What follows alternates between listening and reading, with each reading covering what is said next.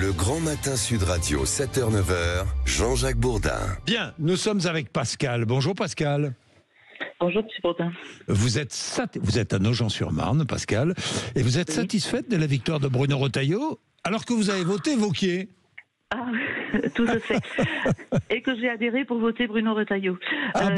Bon, bah oui, ça c'est quand même étonnant, ça. Non, je pense pas. Allez-y, dites-nous pourquoi. Pourquoi, je vais vous dire.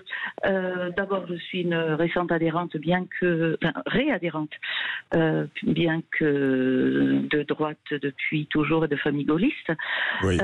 Tout simplement, pourquoi les programmes se ressemblent. Hein, je veux dire, il y a une feuille de papier à cigarette à peu près entre les deux.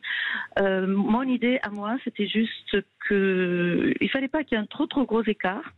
Oui. De manière à ce qu'ils se rassemblent. Ce que j'ai bien aimé chez Laurent Wauquiez, c'est qu'il parle de duo et non de duel. L'écart a été important quand même, hein, Pascal. Oui, l'écart a été important, mais bon, je n'oserais pas vous dire ce que ma pensée profonde, c'est qu'effectivement, il y a un engouement pour Bruno Retailleau, c'est vrai, et peut-être que Laurent Wauquiez traîne derrière lui un passé un petit peu sulfureux. Enfin, sulfureux, non, le terme est peut-être un peu exagéré. Une forme d'insincérité. Les Français pensent qu'il est insincère. Oui, peut-être trop intéressé, mais qui ne l'est pas. Donc, effectivement, je pense que... Écoutez, moi, j'espère vraiment que les guerres-de-chefs, tout ça, c'est terminé, et qu'ils vont faire un bon duo dans un contexte pas facile avec l'hôte de l'Élysée et le joueur de flûte de l'Élysée. Donc, voilà. Eh ben merci Pascal. L'essentiel reste à venir. On va dire. Merci beaucoup Pascal. Bonne journée.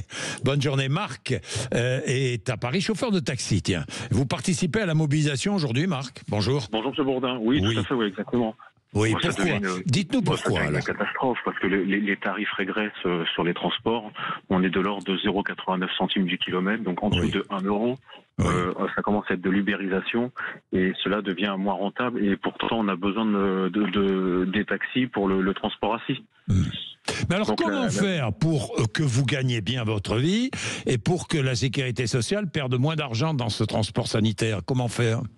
Alors, le trou de la Sécu, il est historique. Hein. On ne va pas le résoudre comme ça en un claquement de doigts. Ça, c'est sûr. Par contre, il faut refaire des tarifs. Une entreprise n'a pas le droit de travailler à perte. Institutionnel, c'est comme ça. Et aujourd'hui, nous travaillons à perte. Les prix des licences, le prix du carburant qui augmente, les assurances qui sont de plus en plus chères parce qu'ils ont du mal à assurer les taxis, ça devient invivable. Et pourtant, on a besoin de nous. Mais comment faire, Marc, pour faire en sorte que, encore une fois, vous gagniez bien votre vie et que la sécurité sociale ne voit pas cette facture du transport sanitaire augmenter comme elle augmente? Comment faire? Est-ce que le trou de la Sécu est réellement un problème de taxi et de transport médicalisé? Non, mais il y a quand même une augmentation des dépenses de transport sanitaire, forte augmentation. Bah bien sûr, on a besoin de nous. Donc il y a de plus en plus de taxis, tout simplement. Oui. Tout simplement, le problème est là. Non, c'est pas un problème, on a besoin de nous. Non, mais on a de bien. plus en plus de charges. On est en France, on a de plus en plus de charges, c'est une catastrophe. Mais est-ce qu'il n'y a pas, je parle pas de votre part, mais des abus parfois?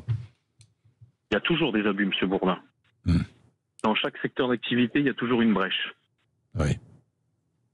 C'est un classique. Ça, et la sécurité sociale le sait, mais dans ces cas-là, qui contrôle les personnes qui a à contrôler, ceux qui font de l'abus.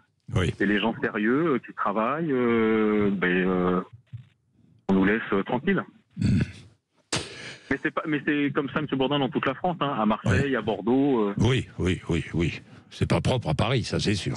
Merci Marc, merci beaucoup. Merci, M. Bourdin, merci beaucoup, bonne journée vraiment. Vous êtes sur Sud Radio, merci.